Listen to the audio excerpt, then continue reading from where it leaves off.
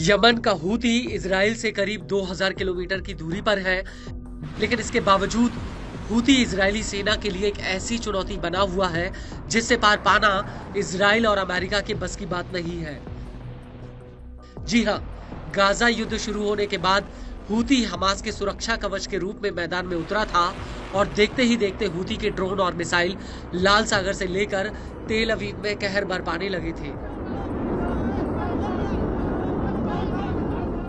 Houthi ने तेल अवीव के भीतर अमेरिकी दूतावास के बिल्कुल पास में एक मिसाइल हमला किया था। हालांकि जवाबी हमले में इजराइल, अमेरिका और ब्रिटेन ने यमन के भीतर हूती के ठिकानों पर कई हवाई हमले किए थे, लेकिन इसके बावजूद हूती की ताकत में कोई कमी नहीं आई और अब हूती ने एक बार फिर से लाल सागर में अमेरिकी सेना पर एक बहुत बड़ा अटैक किया है। हूती के प्रवक्ता ब्रिगेडियर जनरल याहा सारी का कहना है कि हूती के लड़ाकों ने 10 दिसंबर 2024 को अमेरिका के 3 सप्लाई जहाजों और 2 विध्वंसक जहाजों पर अदन की खाड़ी में मिसाइल और ड्रोन हमला किया है। हूती का कहना है कि इन जहाजों पर उस वक्त हमला किया गया जब ये जिबूती बंदरगाह से निकले थे। हूती का ये भी दावा है कि अमेरिका के ये जहाज पहले यमन के खिलाफ हमले में शामिल थे। नफ़ज़त القوات البحرية وسلاح الجو المسير والقوة الصاروخية عملية عسكرية نوعية استهدفت من خلالها 3 سفن إمداد أمريكية بعد خروجها من ميناء جيبوتي، وسبق ومارست عدوانها على اليمن، وكذلك استهدفت مدمرتين أمريكيتين في خليج عدن كانت ترافق سفن الإمداد. وقد نفذت العملية بعدد من الصواريخ والطائرات المسيرة، وقد حققت العملية أهدافها بنجاح بفضل الله. ويعد هذا الاستهداف لهذه السفن والمدمرات هو الثاني خلال 10 أيام. हूती का यह भी कहना है कि उसने इजराइल के कब्जे वाले जाफा और एश्केलॉन में सैन्य टारगेट्स पर हमला किया है। हूती के मुताबिक उसने यहाँ पर 2 ड्रोन हमले किए हैं।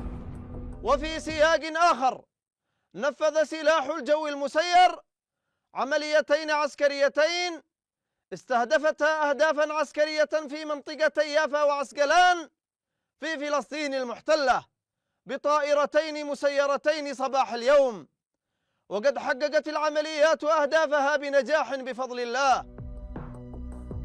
हालांकि हूती के इस हमलों को लेकर मिडिल ईस्ट में अमेरिकी सेना सेंटकॉम ने एक बयान जारी किया है।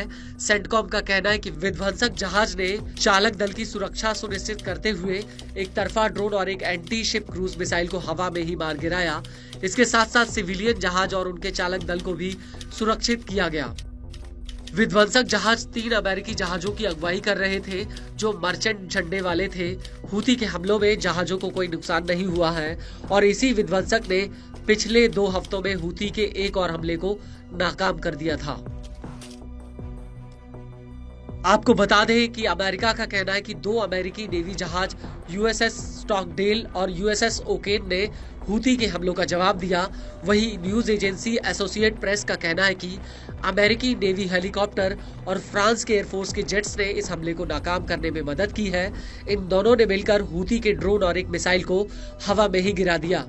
आपको बता दें कि हूती ने इन जहाजों पर 30 नवंबर 2024 को और 1 दिसंबर 2024 को भी हमला किया था और इन हमलों के बाद हूती ने 9 दिसंबर 2024 को केंद्रीय इजराइल के यावने शहर पर एक ड्रोन अटैक किया था।